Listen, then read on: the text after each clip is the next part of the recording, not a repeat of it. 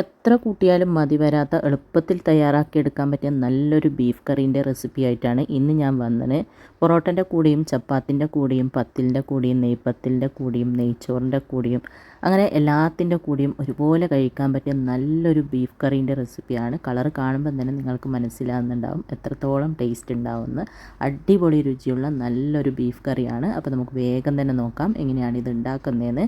അപ്പോൾ ബീഫ് കറി ഉണ്ടാക്കാൻ വേണ്ടിയിട്ട് ആദ്യം തന്നെ ഞാനിതാ ഇതുപോലൊരു കുക്കർ അടുപ്പത്തേക്ക് വെച്ച് കൊടുത്തിട്ടുണ്ട്. അടുപ്പ് ഓൺ ചെയ്തിട്ടില്ല. അതിലേക്ക് 1 കിലോ ചെറിയ കഷ്ണങ്ങളാക്കി നന്നായിട്ട് കഴുകി വെള്ളമൊക്കെ കളഞ്ഞെടുത്ത ബീഫ് ഇട്ട് കൊടുക്കാം. പിന്നെ അതിലേക്ക് 2 മീഡിയം സൈസിലുള്ള സവാളയും ഒരു തക്കാളിയും കട്ട് ചെയ്തത് ഇട്ട് കൊടുക്കുക.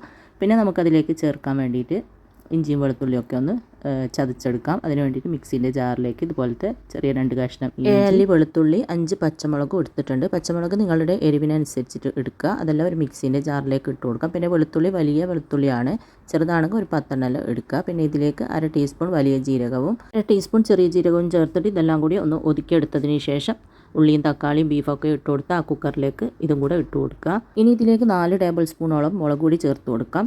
ഇത് മല്ലിയും മുളകും മഞ്ഞളും എല്ലാം ഒന്നിച്ച് പൊടിച്ചെടുത്ത പൊടിയാണ്. ഒന്നിച്ച് പൊടിച്ചതെന്ന് പറയുമ്പോൾ 1 കിലോ കാശ്മീരി മുളക് എടുക്കുമ്പോൾ 1 കിലോ മല്ലിയും കൂടെ അതിൻ്റെ കൂടെ ചേർക്കുക. പിന്നെ കുറച്ച് മഞ്ഞളും കൂടെ ചേർത്തിട്ട് നന്നായിട്ട് കഴുകി ഉണക്കി പൊടിച്ചെടുത്ത പൊടിയാണ്. ഇതുപോലെ ആകുമ്പോൾ നല്ല എളുപ്പമാണ്. ബീഫ് കറിയിലും അതുപോലെ ചിക്കൻ കറിയിലൊക്കെ ചേർത്താൽ നല്ല എളുപ്പമാണ്. അതുപോലെ തന്നെ നല്ല ടേസ്റ്റും ആയിരിക്കും. ഇതുപോലെ നിങ്ങളുടെ കയ്യിൽ ഇല്ലെങ്കിൽ 2 ടേബിൾ സ്പൂണോളം മുളക് പൊടിയും 2 ടേബിൾ സ്പൂണോളം മല്ലിപ്പൊടിയും ചേർത്ത് കൊടുത്താൽ മതി. എന്നിട്ട് പിന്നെ ഞാനൊരു 1/2 ടീസ്പൂണോളം നല്ല എരിവില മുളക് പൊടിയും കൂടെ ചേർത്ത് കൊടുക്കുന്നുണ്ട്. പിന്നെ ആവശ്യത്തിനുള്ള ഉപ്പും കൂടെ ചേർത്തിട്ട് നന്നായിട്ട് മിക്സ് ആക്കിയതിന് ശേഷം ഇതിലേക്ക് ഒരു 1/4 കപ്പോളം വെള്ളവും കൂടെ ചേർത്തിട്ട് ഇത് അടച്ച് വെച്ചിട്ട് നമുക്കൊരു 5-6 വിസിൽ വരുന്നത് വരെ വേവിച്ചെടുക്കാം. ആദ്യത്തെ വിസിൽ വന്നതിന് ശേഷം ചെറിയ തീയിൽ വെച്ചിട്ട് ബാക്കി വേവിച്ചെടുക്കുക. ഓരോ ബീഫിലും വേവിൽ വ്യത്യാസം ഉണ്ടാകും. അത് നിങ്ങൾ നോക്കിയിട്ട് ചെയ്താൽ മതി. അപ്പോൾ ബീഫെല്ലാം വെന്തിട്ടുണ്ട്. ഇനി നമുക്ക് ബാക്കി കാര്യങ്ങളൊക്കെ ചെയ്തെടുക്കാം. അതിന് വേണ്ടിയിട്ട് ഞാനിതാ ഇതുപോലെ ഒരു പാത്രം അടുപ്പത്ത് വെച്ചിട്ടൊന്ന് ചൂടാക്കിയിട്ടുണ്ട്. അതിലേക്ക് 3 ടേബിൾ സ്പൂണോളം വെളിച്ചെണ്ണ ഒഴിച്ച് കൊടുക്കാം.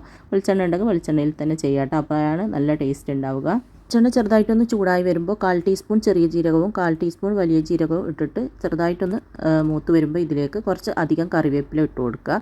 എന്നിട്ട് കറിവേപ്പിലയും കൂടി ഈ എണ്ണയിൽ കിടന്നിട്ട് ചെറുതായിട്ടൊന്ന് മൂത്ത് വരുമ്പോൾ ടേബിൾ സ്പൂൺ ബീഫ് മസാലയും 3/4 ടേബിൾ സ്പൂൺ ഗരം മസാലയും 1 ടേബിൾ സ്പൂൺ കസൂരി മേത്തി 1/2 ടേബിൾ സ്പൂൺ കുരുമുളകിൻ്റെ പൊടിയും കൂടെ ചേർത്തിട്ട് ഇതെല്ലാം കൂടി നന്നായിട്ടൊന്ന് മിക്സാക്കി കൊടുക്കാം. എണ്ണയിൽ കിടന്നിട്ട് ചെറുതായിട്ടൊന്ന് മൂത്തിട്ട് നല്ലൊരു മണം വരും. ആ ഒരു സമയത്ത് ഇതിലേക്ക് നമ്മൾ വേവാനായിട്ട് വെച്ച ബീഫ് അത്യാവശ്യം നല്ലതുപോലെ തന്നെ വെന്തിട്ടുണ്ടേനു. അത് ഇതിലേക്ക് ചേർത്ത് കൊടുക്കാം. ഒരു 6 വിസിൽ വന്നപ്പോൾ അടുപ്പ് ഓഫ് ആക്കിയിട്ടുണ്ടേനു. എന്നിട്ട് കുക്കറിൻ്റെ പ്രഷർ പോയതിന് ശേഷമാണ് ഇത് തുറന്നത്.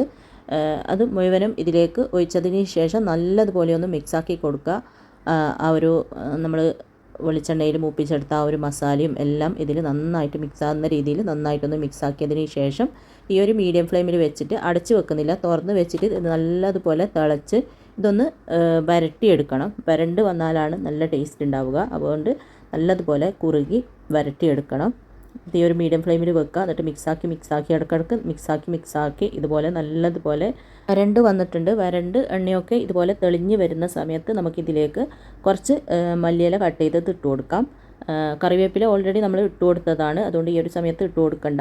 മല്ലിയില കൂടെ ചേർത്തിട്ട് നന്നായിട്ടൊന്ന് മിക്സ് ആക്കിയതിന് ശേഷം അടുപ്പ് ഓഫ് ആക്കിയിട്ട് ഇതൊരു 10 മിനിറ്റോളം അടച്ച് വെക്കാം. അതിനുശേഷം ചൂടോടെ തന്നെ സെർവ് ചെയ്തിട്ട് നമുക്ക് ഇഷ്ടമുള്ളതിൻ്റെ കൂടെ കൂട്ടി കഴിക്കാം. അപ്പോൾ ഞാനിതാ ഇതിൻ്റെ കൂടെ കഴിക്കാൻ വേണ്ടിയിട്ട് നല്ലൊരു പൊറോട്ടയാണ് ഉണ്ടാക്കിയിട്ടുള്ളത്. പൊറോട്ടൻ്റെ വീഡിയോ 2-3 എണ്ണം ഞാൻ ഓൾറെഡി അപ്ലോഡ് ചെയ്തിട്ടുണ്ട്. ലിങ്ക് ഞാൻ താഴെ കൊടുക്കാം. വേണ്ടുന്നവർ അത് കണ്ട് നോക്കിയിട്ട് ഉണ്ടാക്കി നോക്കുക. അടിപൊളി പൊറോട്ടൻ്റെ വീഡിയോ ആണ്. അപ്പോൾ ഇതാ നല്ല അടിപൊളിയായിട്ടുള്ള ബീഫ് കറീൻ്റെ റെസിപ്പിയാണ്. അപ്പോൾ എല്ലാവരും ഉണ്ടാക്കി നോക്കുക. അപ്പോൾ ഇൻഷാ അല്ലാഹ് അടുത്ത പുതിയ വീഡിയോ ആയിട്ട് നമുക്ക് വീണ്ടും കാണാം.